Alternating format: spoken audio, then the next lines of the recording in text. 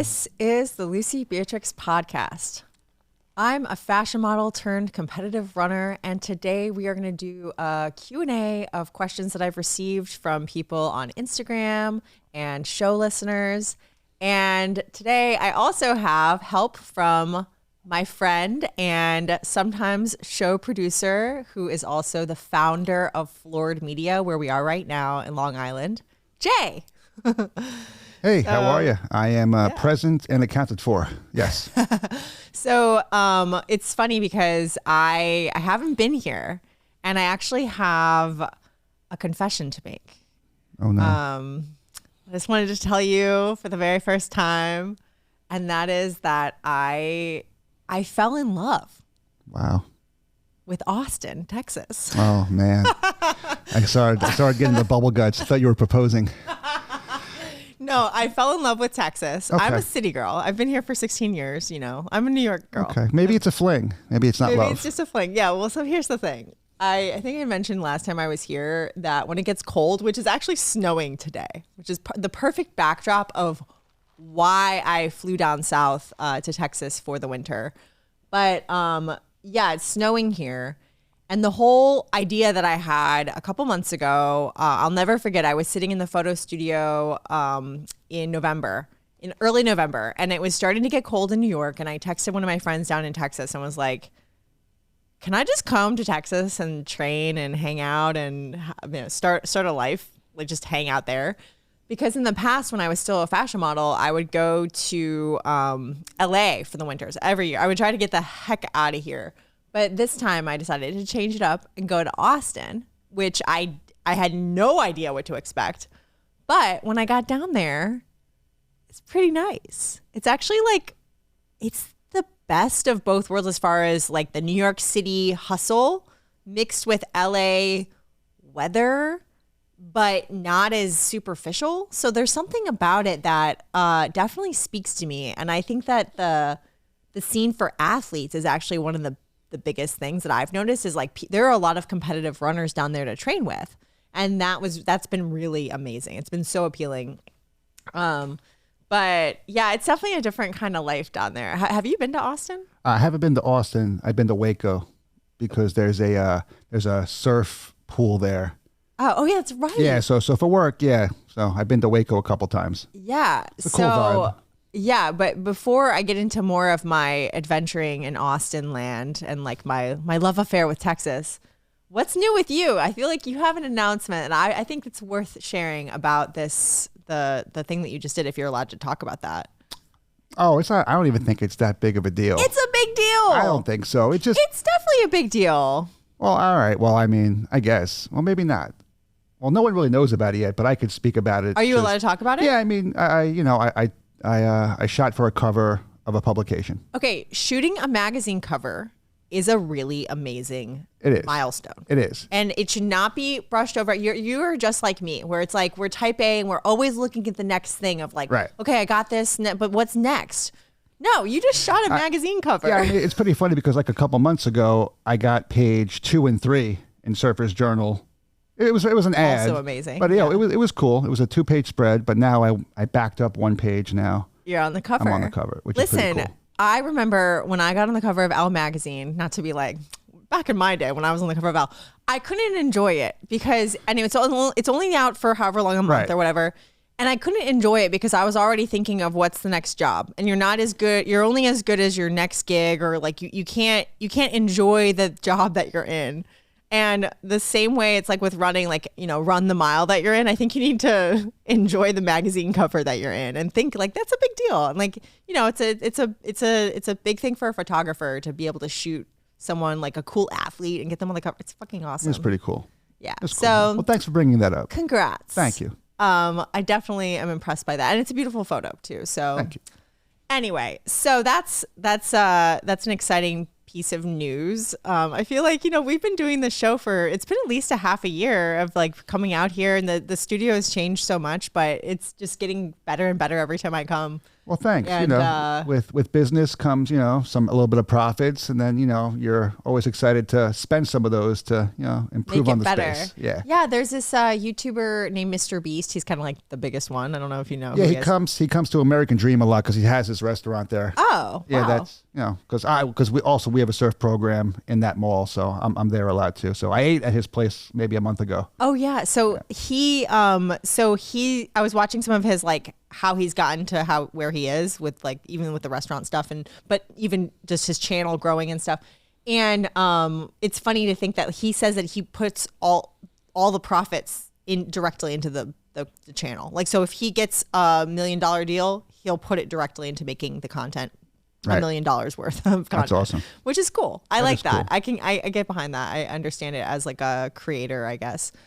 But so yeah, there's some stuff to be filled in on. And obviously since the last time I was here, I literally packed up my entire life and just said, I'm going to start over in Texas. I got my apartment here in New York. I gave notice and just started completely over with no real idea what I'm doing, except for I have a few North Stars. Like I know that I'm focusing on running, I'm focusing on my writing, my podcast, but I kind of have just been taking lots of shots in the dark. So one of the things that I was working on when I first went out there was training towards the Houston Marathon. So part of the appeal of going down to Austin was to train with new teammates, with a brand new coach, and get kind of like go into training for a marathon in a different way. But that said, and I think this might be one of the first questions that we have, or it might be on like the beginning. We got a question, and I'll just let you read it. Yeah, I mean, I felt like you were leading into it anyway, but yeah. Something did happen at your most recent marathon down in Texas.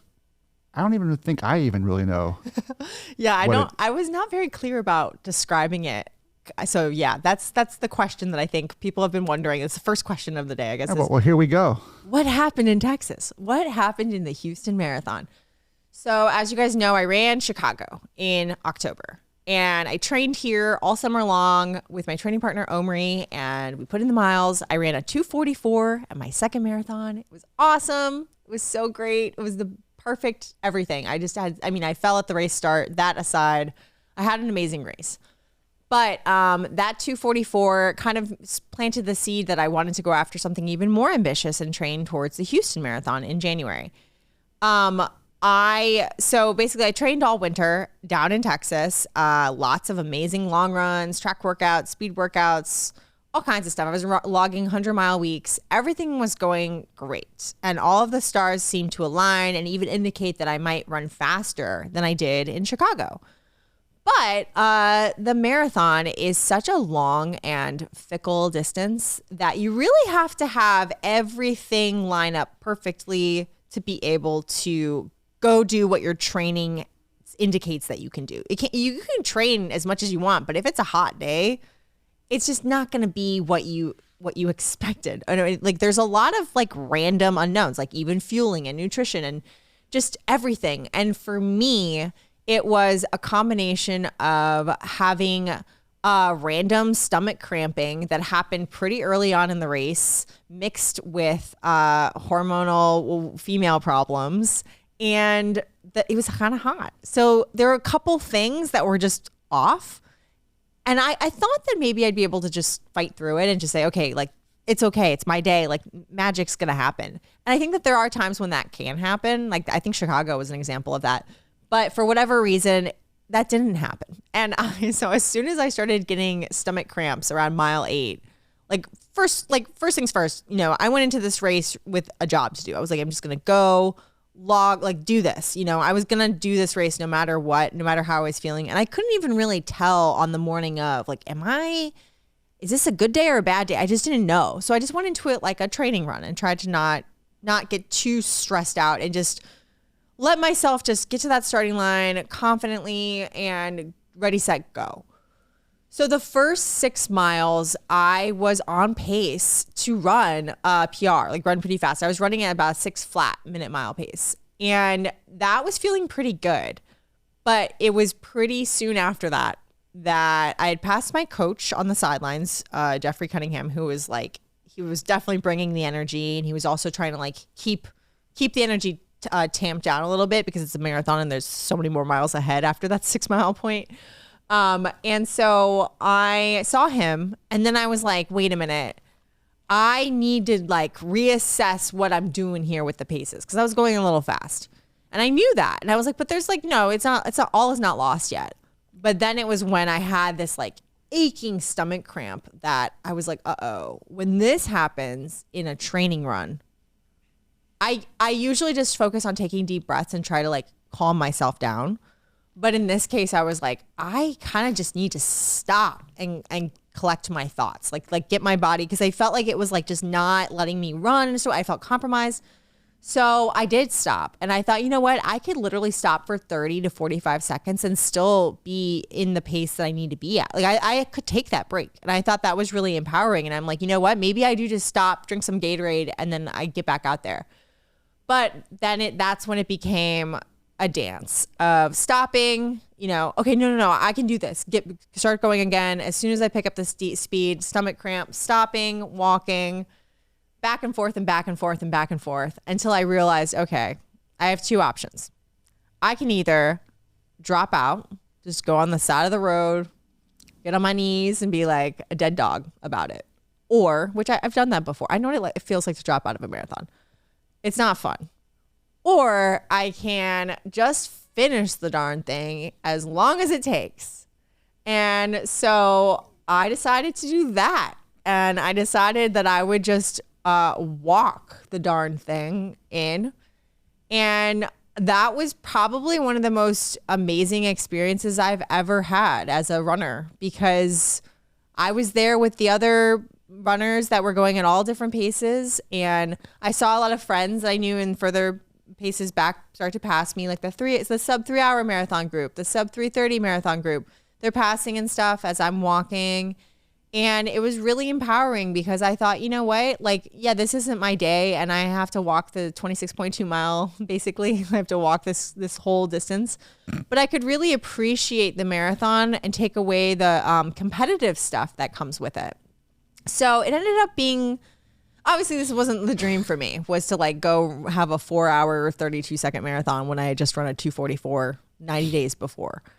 But I learned a lot. And I also learned that people don't really care what time you run. If you are like, it's not about the actual time. It's about who you are as a runner and what you're learning and the journey. And, you know, the most special thing was that I thought, like, you know, the entire time I'm thinking, oh my God, I'm such a loser. Everyone's going to laugh at me, blah, blah, blah. No, people get it. It's a marathon. And so when I came into the finish way after what I was expecting. My friend Dirk was there at mile 22, or actually I think he was around like mile 24. So it was right at the end. I had a big sign that said LB on it with red letters. And I was just walking towards him, and I was shaking my head like, you don't need to cheer for me at this point. He was like, yeah. You gotta finish the darn thing now. And I was like, okay, yeah, I do. I have to finish now. So then he just I could hear him screaming my name. He's like, yeah, Lucie. And I'm like, no. But it was actually really funny. And I finished, and I took some time to like recalibrate. And the thing is that I think also after these kinds of like sad endings to something that you thought you were going to do, you know, not having the race that you wanted after so many hours of work and so many weeks of my life, you know, putting all this time into these runs, being around people who still care and love me and like want to make sure I'm okay. Like, obviously I talked to my coach that afternoon, and I talked to my friends, and everyone, it's fine, you know? So I think that it was a really good experience, because it taught me that, like, don't get too crazy about a race. It's just a race, and there's going to be more races. And I actually have another race on deck, obviously, you know me, but I'm keeping it kind of quiet until it's closer to the actual day. And I feel good about it. Like, I'm excited about running. I don't feel the same kind of pressure that maybe other people do. And I actually noticed when all this went down, I felt like other people were more upset than I was. Like, yes, I was upset, but like other people were like, oh my God, oh my God. And I'm like, yeah, it wasn't my day. But it was kind of funny because I thought, yeah, but like, it's just a random day. And so it's okay. Like, I'm okay, so you should be okay. But anyway, yeah. So, but I think also right after it happened, I didn't post too much about it. Like, I needed to let it kind of sink in and be like, what the heck was that? What was that? And I think with social media and stuff too, you have to give yourself a second before you go tell the world like what happened, So that's what happened. That's what happened in Houston. That's crazy. I mean, for everyone here that doesn't run, 30 miles to walk, like for anyone that's in the New York area, it's like walking from Long Island to Manhattan and then back to Long Island again. Good point. And that's like for me, if someone said, Jay, you had to walk to Manhattan and back, it'd be like a joke. Like, oh, okay, I'm going to do that. But it's like, that is such a distance to walk. Forget about running, even walking. It's just such a, in my mind, I don't know. It's a lot. It's a lot. Yeah. So congratulations. Thank you. That you made it. And I made it. And I wouldn't even make it walking. How did I make it walking? I wouldn't make it walking. Well, good point. Honestly, I was more tired. It's crazy that night. And then the next day, I thought, because in your head, you think it like doesn't count if you're walking or something. But then I'm like, no. Don't get it twisted. That still counts. And I was hungry. I felt more hungry than I was after running a 2:44 marathon. I think it's because there was less time. Like, I was out there on my feet in the heat and stuff. I was just like dead. So I was joking that, I think I tweeted this, that the 4 hour and change marathon, running a 4 hour plus marathon. Literal marathon. Was harder than a 2:44 marathon, but in so many different ways. But yeah. So anyway, so that's what happened in Houston, but all is not lost. The training is still there. Like, the base from the winter is still there. It just has to be used for something else. So we'll see what it ends up getting used for. But it's kind of nice to be like dialing the mileage back now and be like, oh, I have energy. Like, I feel like in the middle of marathon training cycles, I'm just like always tired and don't feel like myself. I'm a zombie. No, I feel kind of more alive and stuff now and excited and just, yeah. So I'm optimistic. But so that's what happened. All right. Well, I feel like after talking about that, we can like roll into maybe, let's see, nutrition and fueling. Okay. So nutrition and fueling for running and recovery. Where do you stand on those? The question I got about nutrition and fueling, I get this question all the time. And I've even taken it since I've been in Texas the past few months. I've even changed my approach to nutrition and fueling a little bit more. I'm always finessing and changing things and deciding what works for me, what doesn't work for me. And I have a really great habit of just cooking. I cook most of my meals, but I would say that like it's just as simple as keep it simple. That's all. It's just whole foods cooked very minimally, whether that's sauteed or thrown in the oven with some oil or some, like roasted or steamed or blanched. One process of how I cook it. And then I take a big bed of vegetables, stick them on a big plate of greens, and then have a protein of some kind, which is oftentimes fish. Actually, the other night I had halibut. I've been branching out of my fish norm because usually just like salmon, but I've had halibut. I got really into Chilean sea bass ever since I moved to Texas. I don't know why, because it's not like it's like a Texas food, but yeah. So it's just like protein, vegetables, lots of carbs like sweet potatoes, and I don't know. I even think like with the food questions too. It's kind of just like what works for you, and right. Yeah. Chipotle. Honestly, if it works for you, do it. It's not working for me. But yeah, I'm just like very minimal when it comes to the kitchen. But I do think that there should be some kind of a ceremony surrounding food. So like having sit down dinners and not just scarfing stuff in. I actually feel like I was doing this a lot more in New York, where I would just like scarf in food without really thinking about it while I was doing other stuff, like watching TV or something. And I don't do that anymore. Like I really like have dinners and like make it like dinner time. And that like kind of keeps it sacred and special. And it also like helps you know where you are with like satiety levels, where it's like, oh, I'm like actually really, really, really hungry. Now I'm full. Like you're more aware of food stuff, your relationship with food. But yeah, so I've just been keeping it simple. I got a question. Yeah. Like, What's your question? I like to eat out. Yeah. And everyone says, oh, eating out is so unhealthy. But like, I don't like sitting at home and eating because I live alone. So I don't like sitting home and eating by myself. So what do I do to eat healthy? Because we've eaten out once or twice. Yeah. And I ordered like this noodle dish, and then you're sitting there with your steamed vegetables. Yeah. And then I'm like, all right, maybe I'm not doing the right thing. No, listen, like you eating out, it's more about what you choose. But I think that what are your goals? What are you focusing on? Are you trying to like change your diet for anything? I mean, I would say, I know dad bods are acceptable these days, but I feel like I could tone it down a little bit. Well, like it's always like, I would say like break it up with like, so if you're going to get like the main heavy dish, also have the salad that you can kind of like mix it in so that it's not just all the heavy stuff. Or like, that's kind of like what I do when I eat more decadent foods. I actually, I have eaten out a little bit more than I usually do in Texas. And I'll do that where it's like, I'll have some of the heavier things. Like even on New Year's Eve, I went to this place called Nixta, which was like kind of it's not fancy, but it's a James Beard nominated restaurant or something. Huh. And it was really great, but it was kind of heavy food. And so having like the mixing of like the heavier things with the salads and the other stuff to like feel like you're not just eating all the heavy stuff. But yeah. I'll figure it out one day.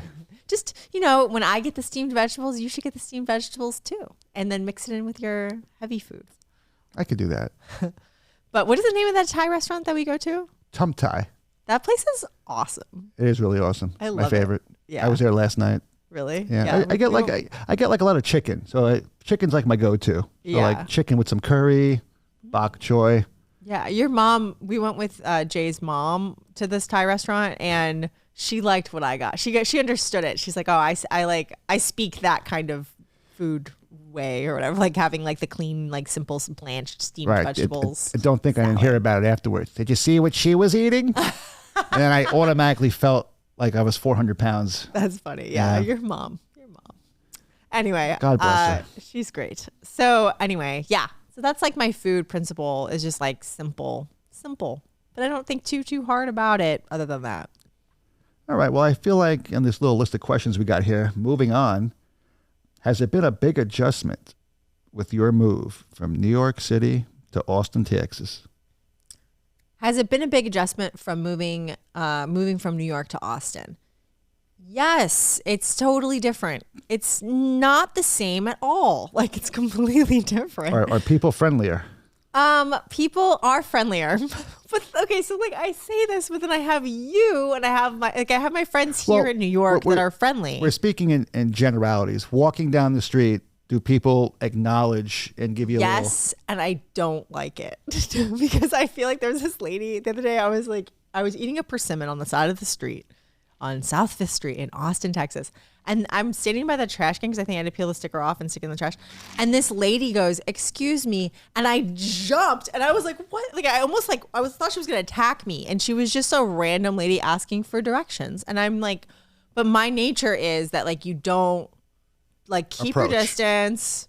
I feel like people in other parts of the country and maybe world are a little more eager to approach a stranger to ask anything, directions, nice shirt. She said, "Do you know nice a good place to get some dinner around here?" And I was like, "What? Are we friends now?" Like, and I don't know why. Maybe it is the past 16 years in New York. But then again, we just walked over to Starbucks and some random dude was getting in his car and was like, "Yo, oh, that's my boy." Yeah, your boy. So you have like your people. Well, this is my neck of the woods. So, yeah, and I kind of have that in my old neighborhood in Williamsburg. But yeah, so I feel like people are definitely friendlier. I've definitely noticed. What I noticed when I first got to Austin was the running scene is automatic best friends. Like you're automatically best friends with everyone that you end up running with. I don't get the sense of that as much in New York. Like I have my people here obviously, but I feel like it took a while to like get those people. But where in Austin, it's like, oh, you run, I run. We both have the same coach. We're best friends.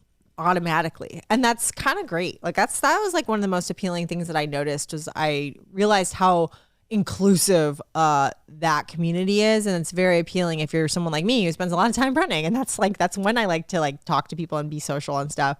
I met these twins that are from Canada that came down to train in Austin, Michelle and Kim.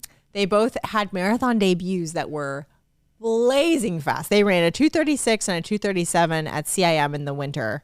And that's some crazy, crazy fast times. And I met them, and I remember I was like kind of like nervous to meet them. I was like, wow, like they're so fast and so amazing and stuff.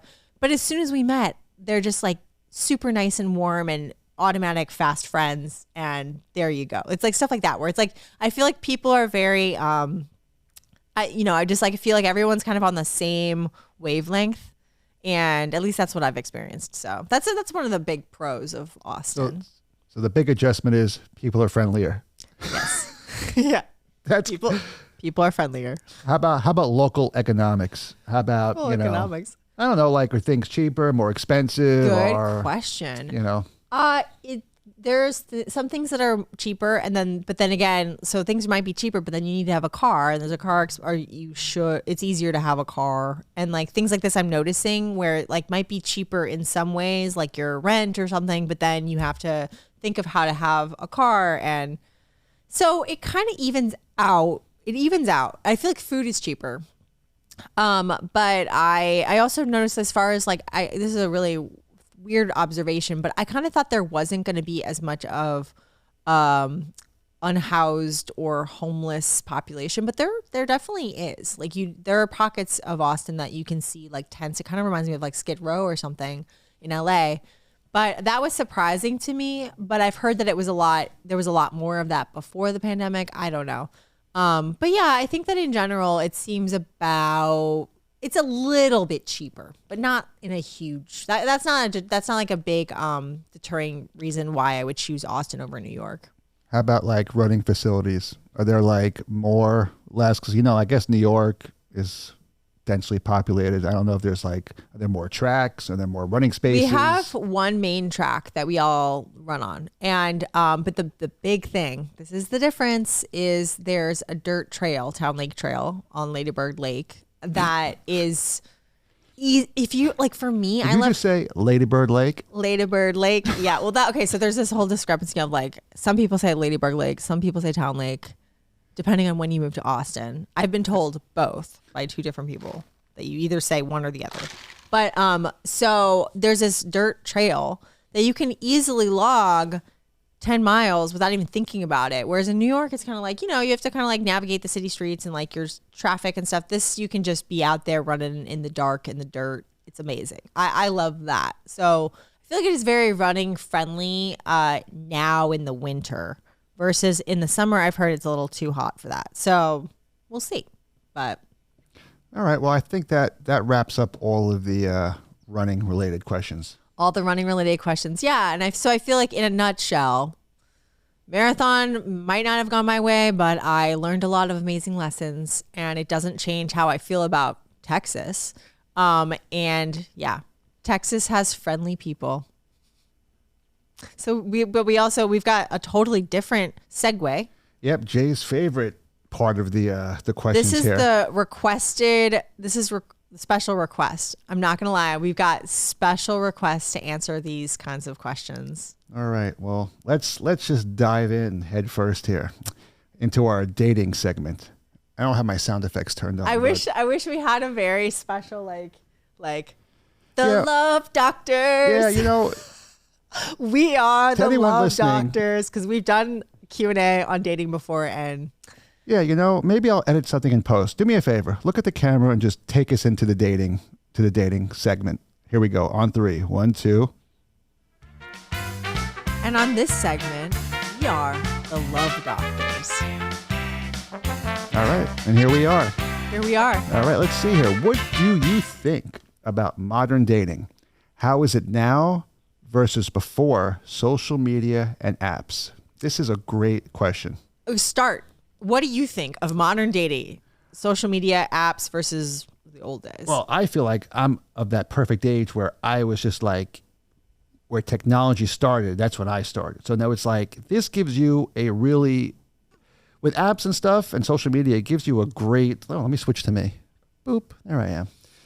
It gives you a great way to meet people outside of your pool. Like growing up, I remember like you would just date who's around.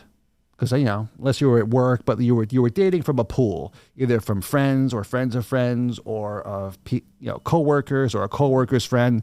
But now it's like you can meet someone that's totally outside of your life, which I think is pretty neat, because then you can like find a whole new world of new people and someone with a different career and totally different, and even just socioeconomic or any kind of background. Like there's no barrier. Limited. Yeah. I think that it's weird. The app, like meeting people, that's a big pro for sure. But then I almost think like sometimes you do need a little bit of a tunnel, like to weed out all the noise, because there's just so many options and stuff. But yeah, so it's a double-edged sword. Would you be more familiar or comfortable with like a referral from a friend? I have this guy, I know him, I went to high school, he's nice, do you want to meet him? Is that where I don't know. I feel like those never go well. Those are so awkward. Have you ever done those where they're like, hey, I really want to hook you up with like my friend, and then it's I've been hooked up a couple times. Yeah, don't want to talk about bad. that. I remember one time, this is kind of a weird story, but this girl back in the day, she was like, oh my God, you and my brother would be perfect together. And so we went on a date. And I remember first from the start, second I saw him, I was like, no. But so we sat down at this Mexican restaurant, and then he was like, I hate to tell you this, and don't tell my sister, but he's like, I'm gay and she doesn't know it. And so what? we had to pretend to go on a date, but he was gay. So he was like, but my sister doesn't know. Like gay, bi gay? Gay. Straight up gay. Gay. So we just enjoyed guac and tacos and just talked and stuff. And he was like, yeah, I'm gay. I'm just like not. He wasn't out yet, and he wasn't ready to be out to his sister. So yeah. Wow.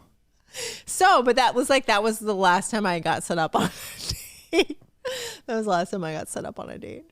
Wow. I don't think I'm going to share on this one. I think I overshared on our last dating segment. I liked that, but comfort, whatever your comfort level is. But yeah, but I don't know. I think it's a plus, unless you're really old school. But that will also lead us into our next question, which is, what do you think about men and women approaching people in real life? Which that was the only way you could do it back in the day. Like you had to approach. Like, I had a long-term relationship, and I was in Dunkin' Donuts, and I saw, a girl that I thought was attractive, and I walked up to her and I complimented her UGG boots. Going back a few years. And then that was it. And then next thing you know, I got her number, and then we were dating. How long did you guys date? A few years. That is so crazy that... But I walked up to a stranger. Dunkin' Donuts. I don't drink Dunkin' Donuts anymore. Or talk to her. But now you're a Starbucks person. Yeah, I moved on. It worked. Yeah, in the moment, I walked up, I initiated conversation, I got a number, and that led to a few years of dating. I think that it can work. It's so hard to know where someone else is at, and like if they're perceptive to, you just have to shoot your shot. That's what it is. It's like if you're going to go up to somebody, I think it could work. The only times anyone's ever come up to me in the wild, and it's worked. Actually, I guess it has worked like once or twice, but I'm usually the one who goes up to the person. Anyway, I think that it can work. I just think that it's like tricky because you can also get completely rejected in the moment, and you just have to kind of know that that's a possibility of they might just say, hell no, or I'm married or whatever. Right. Well, I guess also depends on how you lead into it. Yeah. I wouldn't just like walk up and be like, can I give you my number? Right. What did you say to I led in with, oh, are those Uggs? Are those Uggs? Well, I led into it like because yes, duh. Well, because I'm a dude. The most recognizable. I know. Well, this was Crocs. Well, the only reason why I really knew about them, my mom was like, "Oh, I need some Uggs," so I just like bought my mom like 2 pairs of Uggs, like maybe a few months before. Yeah. So then I said, "Oh, I bought my mom a couple pairs of those," and right away she knew I was a nice guy because I bought my mom some Uggs. That's huge. And then she was kind of engaged with that. And then from there, she's like, okay, guy knows my footwear, buys his mom stuff. He seems like a nice guy. Yeah.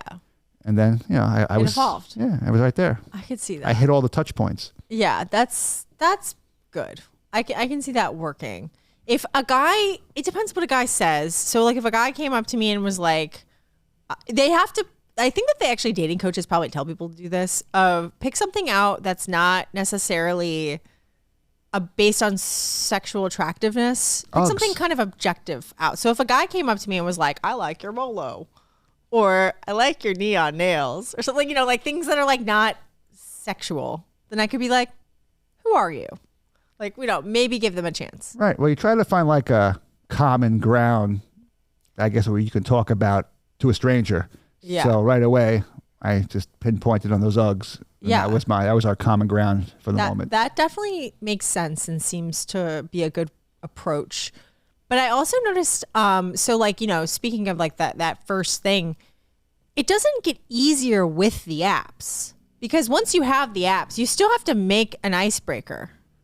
Apps are rough because it's like, I feel like you can't talk on the apps for more than like a day or two. If you don't quickly take that to a meeting or a phone number, then it's just gonna die in that inbox. You have to like, that's so true, as quick as possible meet. Because, hi, nice to meet you. Let's meet now. Yeah. That could come across. Can I tell you something? That I actually was on one of those apps and I was talking to a girl. I said on the thing, she was like 2 miles away. And I'm like, where are you? It says you're 2 miles away. We were talking in app. And she's like, oh, I live in this town. I'm like, well, that's my town. She's like, well, I live on this road. I'm like, I live on that road. And she was like, she's like, wait, I live in this building. I'm like, I live in this building. I'm like, what floor are you on? She's like, I'm on this floor. I'm like, that's my floor. No. I'm like, what apartment are you in? Not true. I'm like, you're 4 apartments down from me. And she ended up, we was just walking her dogs that night. We ended up meeting in the hallway. It was the funniest thing. I've never seen her before in my life. Okay. We were 4 doors down from each other. Okay, that is kind of New York-y. I can think like that's a New York thing, because I've definitely had similar encounters where like when I was on before a while away, so this doesn't feel too whatever TMI, but I was on Hinge and there was this guy and he's like, I see you every day at Variety, the coffee shop I was going to. He was like, I see you there. You're always in running clothes. And then then when we met, I was like, oh yeah, like I know you. We knew, I recognized him. But that's also kind of hard, because then it's like, if it's not the one, which, then you still see them all the time. Well, yeah, we didn't ever go on a date. We saw each other in the hallway. And just didn't. And then I was like, did you ever see her again? Just on the street? A couple times in the hallway or high and by. But like after we saw each other in person, I feel like maybe she didn't like me. But it was okay, because she looked different in her picture. So I didn't really. Interesting. I wasn't upset about it. Yeah. I see. Okay, yeah. Because speaking of like the before times of before app dating, there was a guy in my old, we're talking like 15 years ago, there was a guy in my old building that lived like a couple floors above me.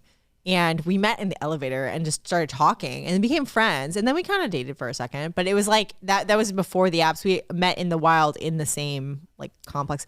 But I learned pretty quickly, you don't really want to do that, because then it can get complicated when they move on.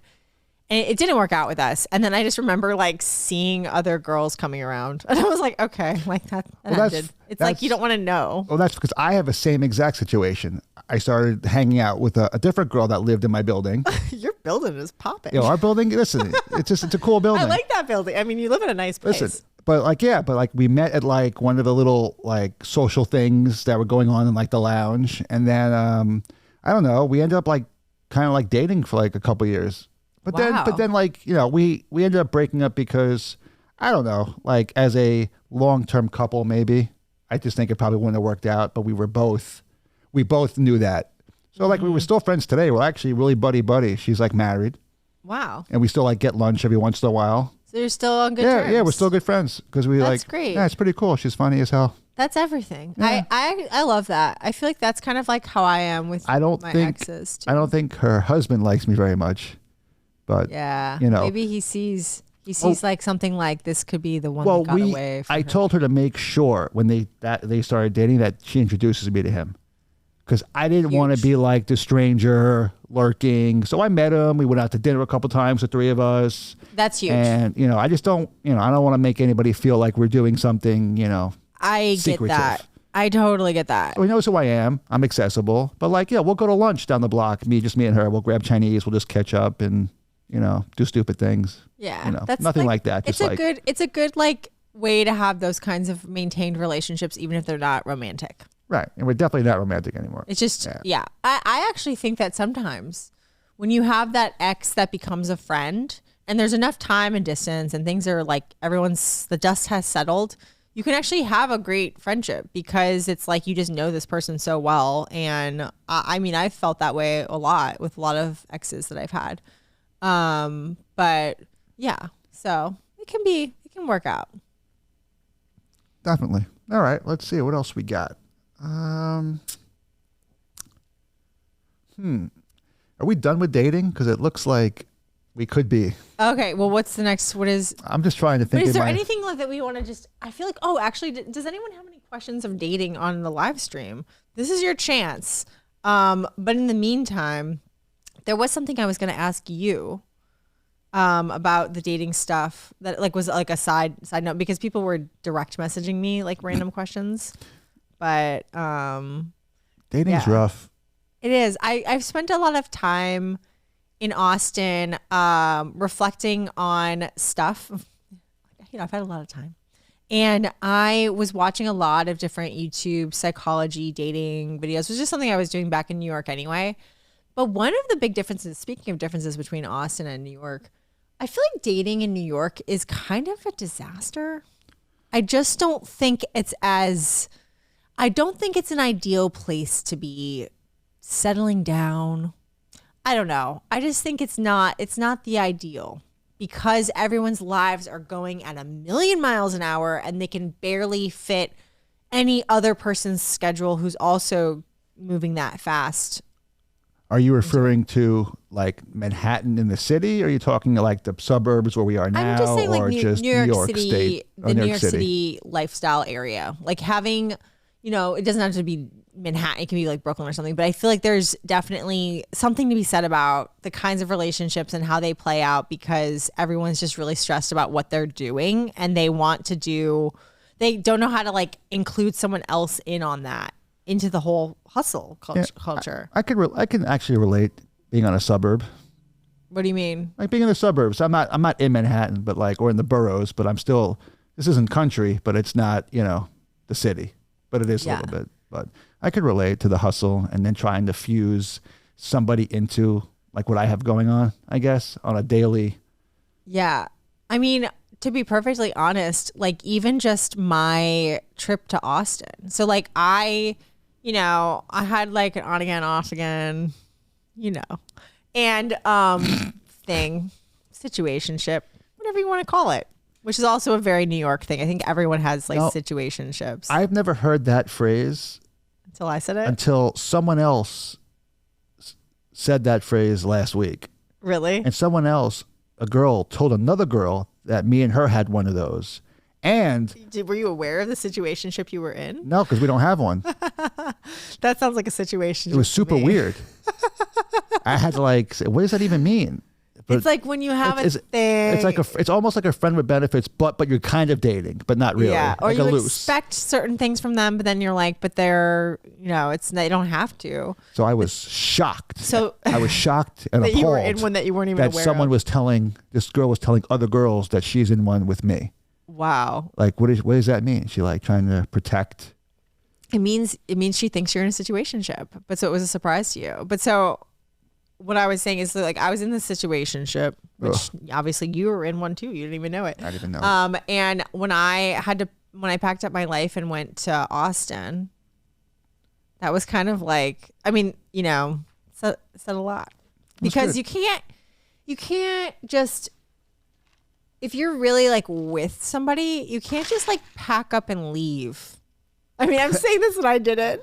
Well, I mean, you can't just like pack up and leave and be like, see you on the other side. Well, it was good for you because I mean, ultimately you weren't happy, right? And that's why you needed to take a break. The decision, yeah. And I think that like I didn't know any of, so like I've learned a lot, but like I didn't realize in the moment that that's pretty much like saying, okay, like bye. Like it's like, and I had like no return flight, and I was just like, I'm just gonna go and see what happens, and like it's gonna be a while and whatever. Anyway.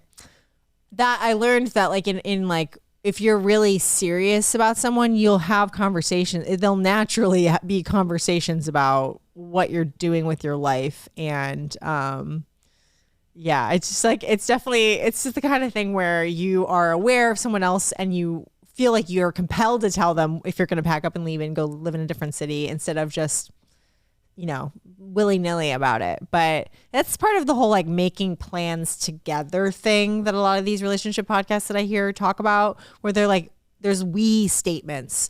We will figure it out. We will do this together. Once you start to hear that, that's more of a sign that you're in like an actual relationship versus just someone you're kind of seeing and expecting to be there when it makes sense. And yeah.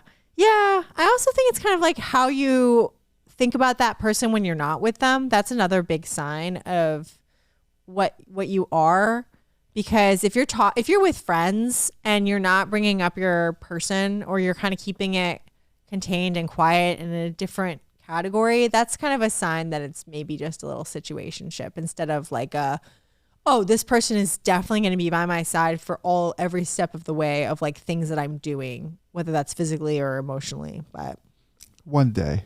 Yeah, one day. One day. So this person who said that she was in a situationship with you.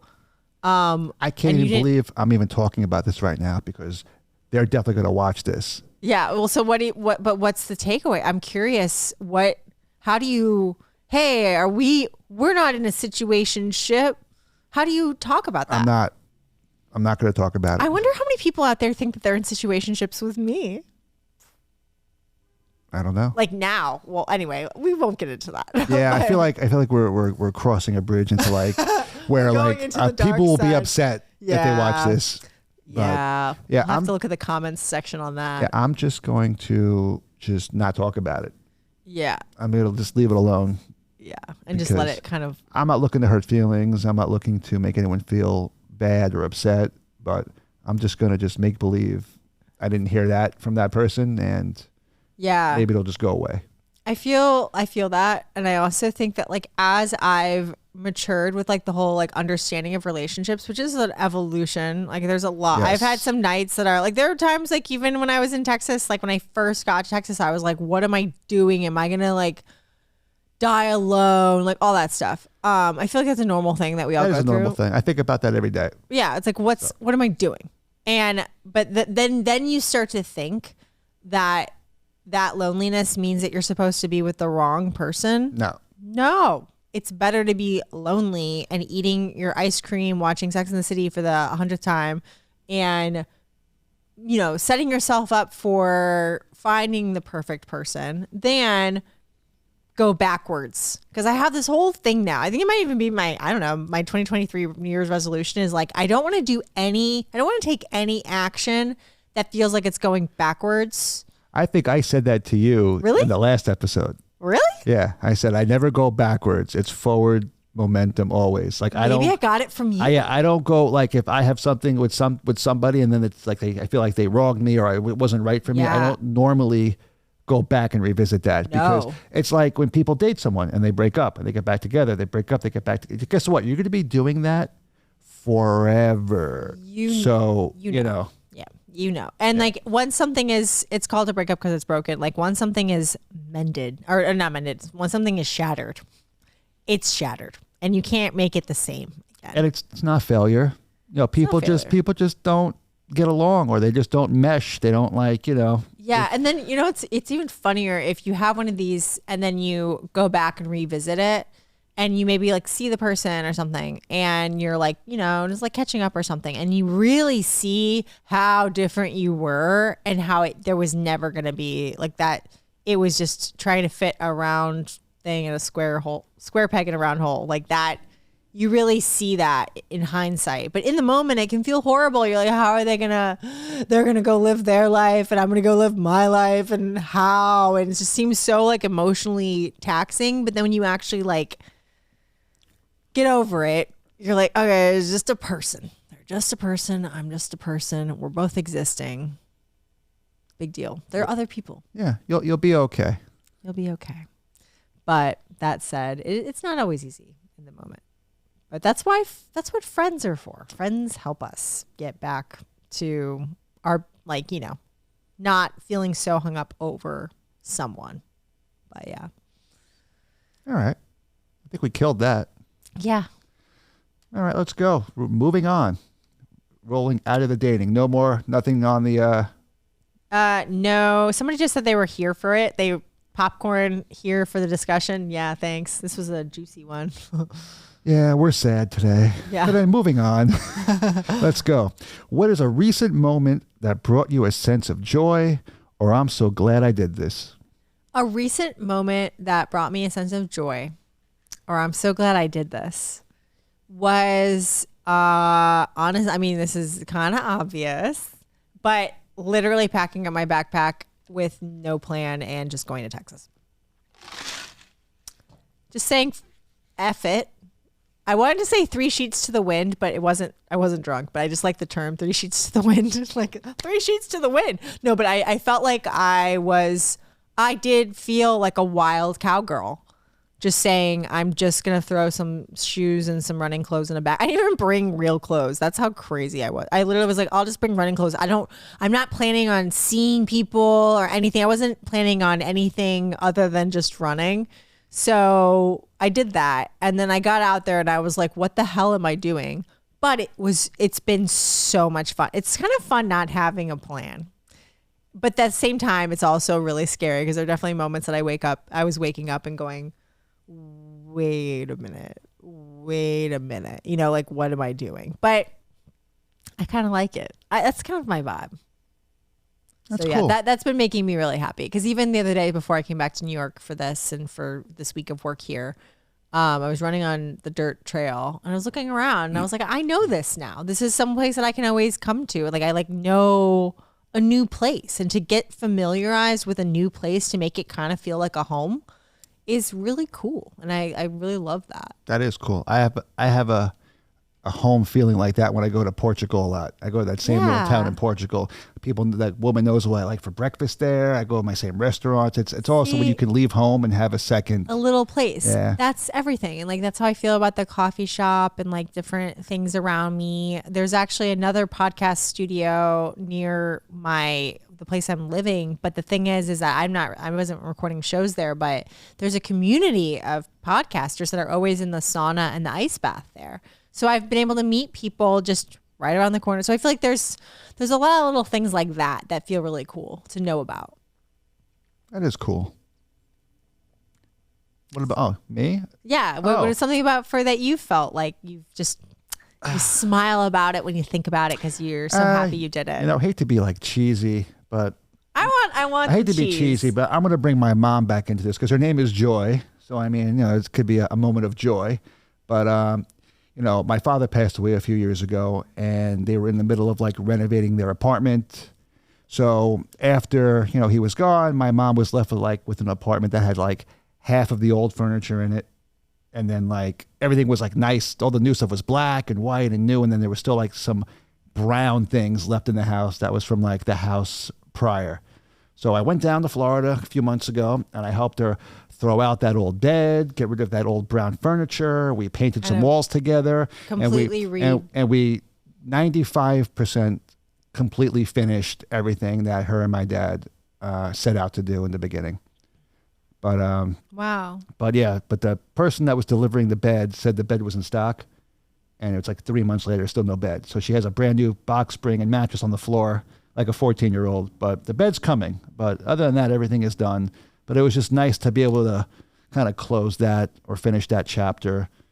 That's amazing. I like that kind of end of an era of, closing up the loose ends of your father passing away. I totally get that. I had something similar where I had been avoiding going home to St. Louis for so many years and then finally went back after forever over Thanksgiving. And I was so glad that I did because it was amazing. Like all these sad memories I had of laying to rest my dad, Right. It's like that my last memory of St. Louis was my dad's funeral. And so being there and seeing all my sisters and their kids, they're like growing up, meeting some nephews I hadn't even met yet because they had been born when I wasn't there. It was amazing. And I'm going back actually next weekend. I've like rekindled that relationship with this side of my family that I didn't even really, I mean, obviously I know I have a family, but I just wasn't close with them. And so it's cool how I've changed and, they've changed, and it was really special. But we're going to go, so I'm going to St. Louis next weekend, and we're going to recreate a couple family portraits that we have from when we were little. And we're going to do like a karaoke. I have 4 sisters, so it's 5 of us, and my mom, so 6 women, and we're going to go do a karaoke night and just like have fun, things that we never did. So that's awesome. It's kind of cool. Yeah, I feel really excited, and but that's something that I would probably add is like the closing the loop of something sad, but like it's not sad, and it's new beginnings. And we change too. Like I feel like the thing that I've been learning is like we might have these memories with certain situations that are like, oh, it's like so hard to think about, but we change, and I've changed. And like, yes, I was kind of, when my dad passed away, the version of me that my sisters knew was really sad because I was in the throes of alcoholism. Like I was actively an alcoholic. And so they knew this version of me that was really dark and scary for them. So maybe that's why why we weren't so close. I mean, I look back and I'm like, yeah, duh. Like that was not very fun.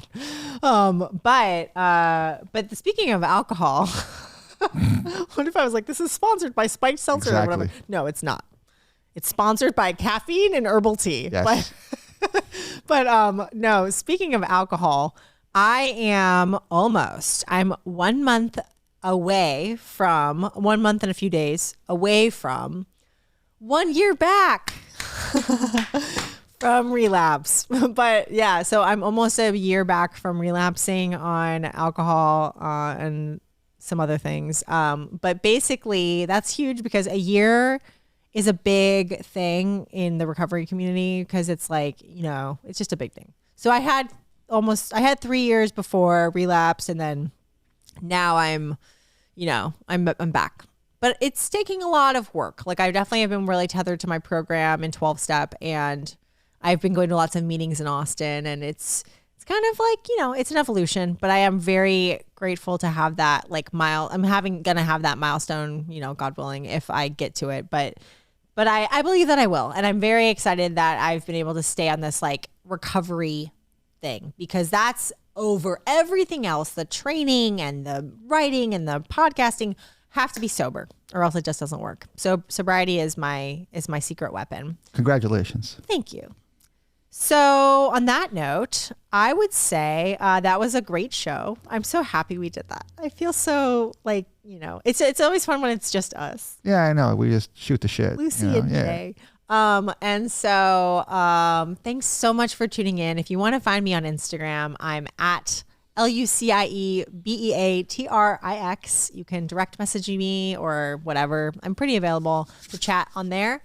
And you can also follow Floored Media, where this is shot. It's at Floored Media. And until next time, just be fast. Just win.